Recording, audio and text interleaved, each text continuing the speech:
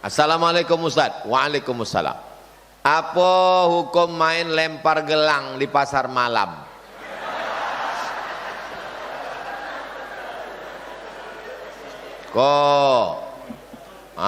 Diambil golang, lempar. Judi. Judi bukan cuma biliar, judi bukan cuma gaple, judi bukan cuma dadu. Judi macam-macam bentuk gini. Memancing menjudi yo.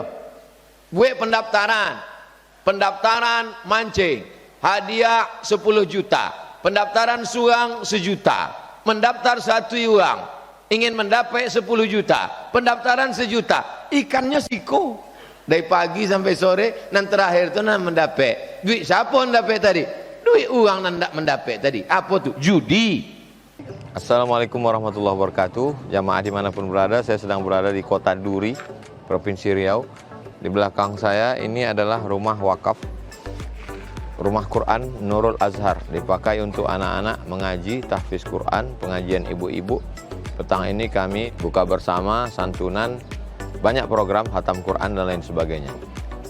Program rumah wakaf ini masih dalam proses renovasi. Mari kita support program renovasi rumah Quran Nurul Azhar 2 Duri Riau. Bisa kita support melalui Bank Muamalat, nomornya 2210, 6-nya 6 kali, 666666. Sekali lagi Bank Muamalat 2210, 666666. Kodenya 17. Jangan lupa konfirmasi ke nomor handphone 0852 6541 6060. Sekali lagi 0852 6541 6060. Ma'akal tafa'afnaita, yang kau makan busuk. Wa ma labista fa'ablaita, yang kau pakai lapuk. Wa ma tasaddaqta fa'amdaita, yang diwakafkan. Itu yang akan kekal menjadi bekal untuk hari esok. Berkah selalu. Assalamualaikum warahmatullahi wabarakatuh.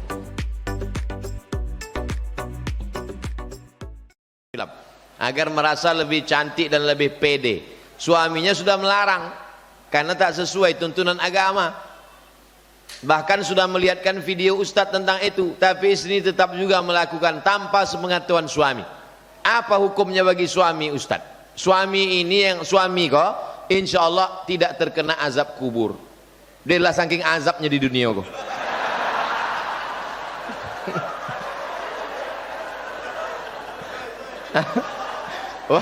Waktu malaikat anak mazab, kata malaikat, ikut ndak usah leh. Ibu tiawa lazab ono.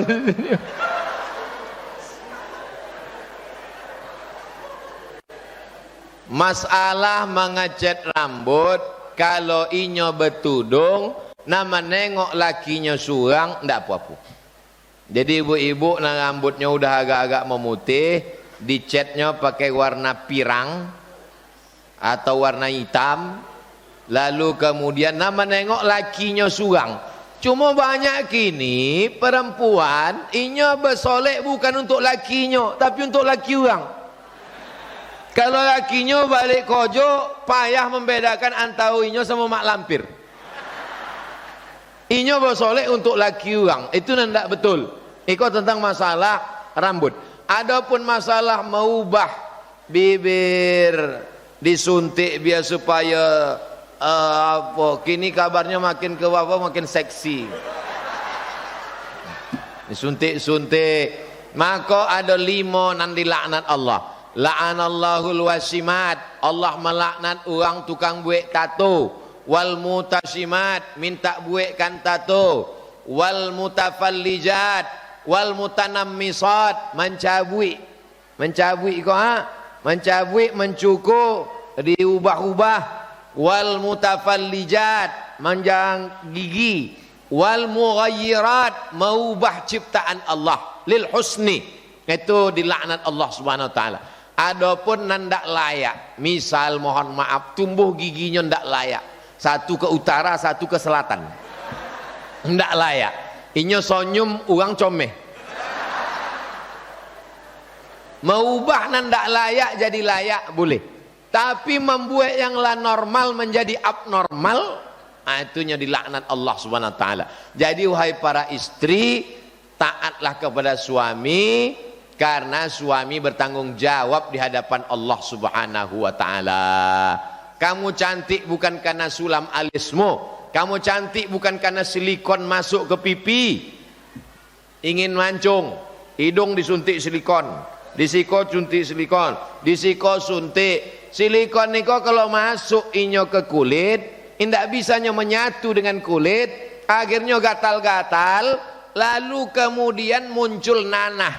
Kata dokter kok dipotong takui, akhirnya digantungkanlah lintah untuk menyedot nanah di dalam. Dek terjadi infeksi, menyedotnya pakai jarum musa kulit, digantungkan, namanya terapi lintah. Biasa lintah kalau melokek ndak omongnya dicabui, tapi sih kok asal jatuh. Lintah pun jijik.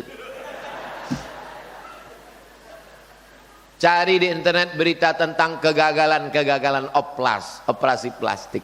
Kau cantik bukan karena operasi plastik, kau cantik karena wudu'mu, kau cantik karena tahajudmu, kau cantik karena ibadah. Tapi jangan pula terlalu pede. Kalau ditanya oleh orang, kenapa kamu cantik sekali? Ini bekas wudu. Jadi orang sangka kami tayamum selama itu. Nah, lagi joleh nama joleh kan tadi. Tidak joleh, mau ulang sekali lagi. Assalamualaikum Ustaz. Waalaikumsalam.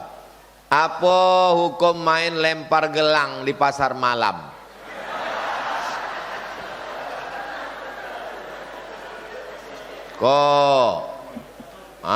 Diambil golang, lempar, judi.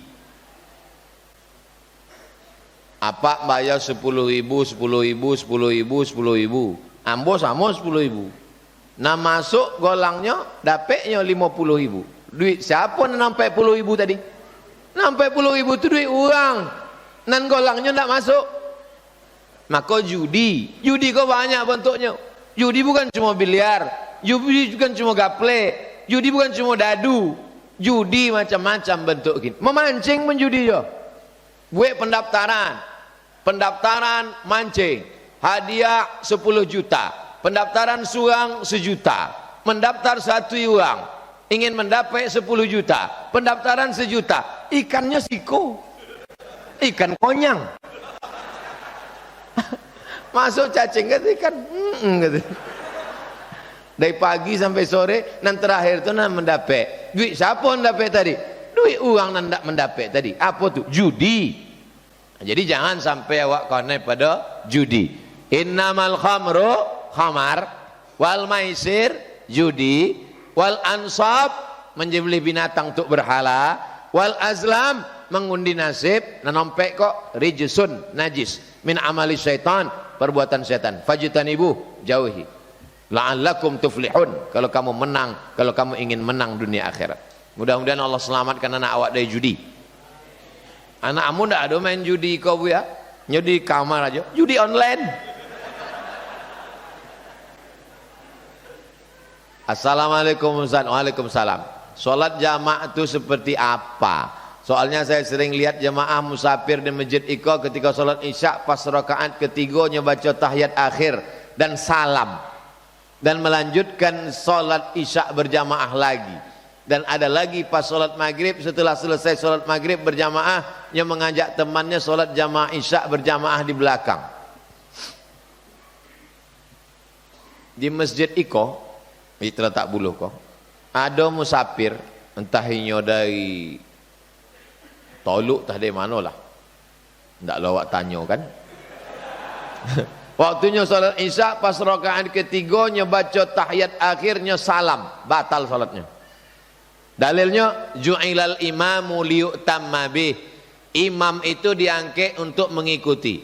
Hai orang-orang yang musafir, kalau kamu singgah ke masjid masuk waktu Isya, imamnya orang yang mukim, maka orang yang musafir itu Isyaknya tetap 4 rakaat. Kalau nyo masuk ke dalam masjidnya dapat 1 rakaat, inyo musafir, inyo togak bukannya ulang 1, nyo ulang 3. Karena inyo mengikuti imam. Imamnya mukim, maka inyo mesti. Iko lain loh. Masuknya ke masjid, imam Isyaknya maghrib 3 rakaat. Jadi seolah-olahnya kata, imam kamu duluan ya. Mana bisa? Imam 4 rakaat, awak ikut 4 rakaat. Ju'ilal imamu liyu'tamma bih. Jadi kalau musafir datang ke masjid, imamnya 4 rakaat, Isya ikut empat. Setelah 4 rakaat baru togak iqamat maghribnya 3. Namanya salat maghrib isya jamak takhir. Karena maghribnya ditarik ke isya. Ini yang pertama kok salah. Ada lagi pas solat maghrib, setelah solat maghrib berjamaah dia mengajak temannya solat isya berjamaah. Eko betul. Datangnya ke siko pas maghrib. Selesai solat maghrib, inyo ke belakang, nyo solat isya. Isyanya berapa rakaat? 2 rakaat. Sebab apa? Sebab inyo dengan kawannya iko sama-sama musafir. Jarak musafirnya berapa kilo? 89 kilo. Jadi kalau dari Pekanbaru ke Tolok sampai 90.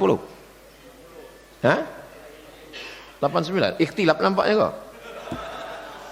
Nah, jadi kalau 89 kilo makanya bisa jamak qasar.